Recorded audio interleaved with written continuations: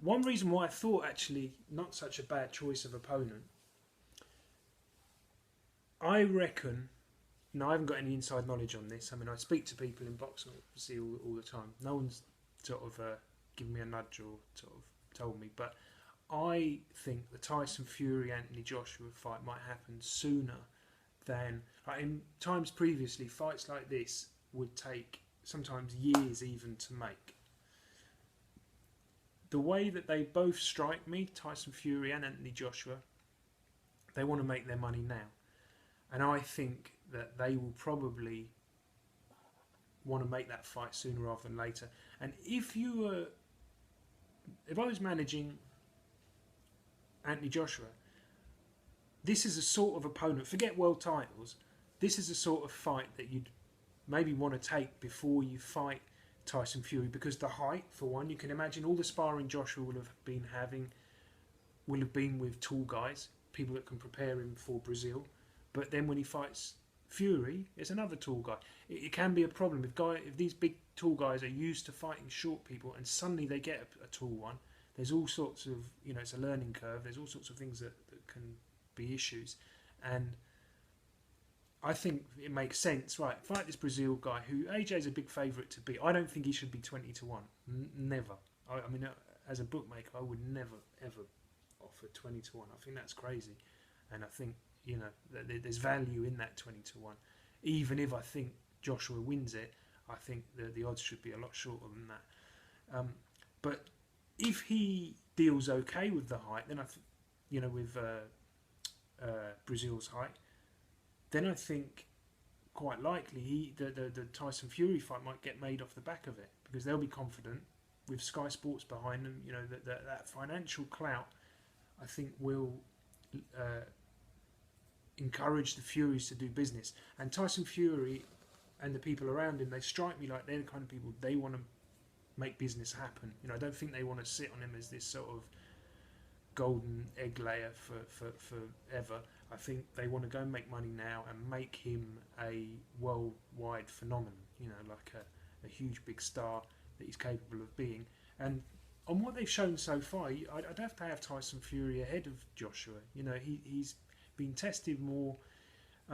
Obviously, he's had some bad moments. He's sort of been clipped a couple of times and had to pick himself up off the floor against guys that really weren't renowned huge punchers, which you then think, well, he's going to go and fight Joshua, that's going to be a problem for him. But my own gut feeling is that's the path that they're going to go down. They're going to want to go down. The other fight that I seen Brezeale in that I think is relevant was Amir Mansour. Now, Amir Mansour, I mean, I had him offered to fight against guys that I've managed before, and I always avoided it. I looked at him. He had a deal with a casino in America where he was boxing, and he was in prison for a long time. He's quite old, but he looked quite fresh. And all the videos, you can tell this guy is a huge puncher, a massive puncher. And he decked Brezeale, and he caused Brezeale all sorts of problems. And Brezeale actually showed a lot of heart in that fight, because he was looking jaded. He gets whacked with this shot early on and looking a little bit out of sorts. And he picked himself up off the floor and he came back into the fight. And that is one of the reasons why I'm sure, look, if he fought like that against Amir Mansour, when it should have been for pocket money compared to what he'll be getting for this fight, and if he wins this fight, what he'll get for the next one after that. So that's why I'm certain this guy is not going to come and just take the money, sit on the floor. Because Charles Martin got sort of gifted the title in a very sort of, I would say, dubious way. And Charles Martin's team were really confident, but I know them well because Charles Martin boxed Rafael Zambano, who I manage, and they were really confident. But I wasn't. I thought, well, he could cause problems if he boxes the best that he can. He's quite tight defensively. He's got a good trainer. He's quite an intelligent guy. If he really delivers, but look, he didn't deliver. He went in there. I think it was a bit like startled, caught in the headlights. He boxed awful, got caught with some shots, and just fell to pieces. But okay, when Mansour hit Brezeale goes down, gets up, showed a huge amount of heart to hold it together, and he actually broke Mansour's jaw.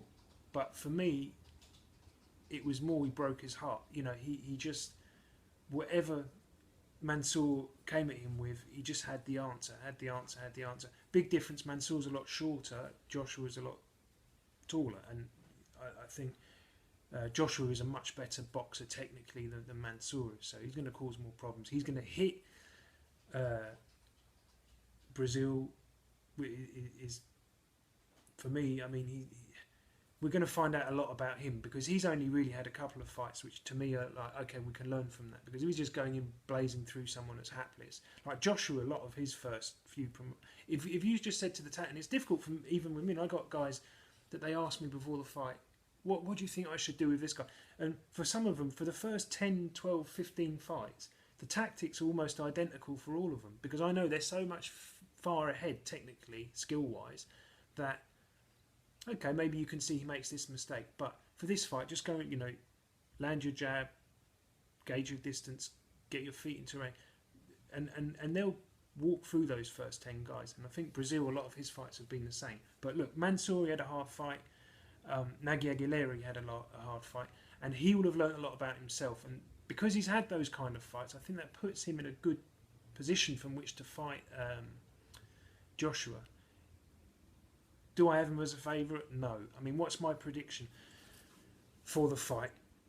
My prediction is this. I don't think AJ's going to go flying in looking for big shots in the first couple of rounds. I think he's too clever for that, and I think even if he does do that, he'll find out very quickly that Brezeale's actually a much better boxer than a 20-1 shot, and I think he could run into problems. I think Joshua will box him because of that. Also, now Joshua's had the Dillian White fight, I'm sure he realises himself he can't just go blazing into everybody and they'll sort of crumble. And Brezeale is a guy that I don't think will crumble. I think he could well get stopped, but I think mentally he'll hold it together, and I think he will put some problems. You know, he'll be hitting Joshua. He'll catch Joshua. He'll hit him back, and because of that, Joshua's going to take his time. So we've done a competition. I mean, you can still enter it now on Hellraiser Boxing. You can win some tickets. You subscribe to the Hellraiser Boxing YouTube channel, predicting the round.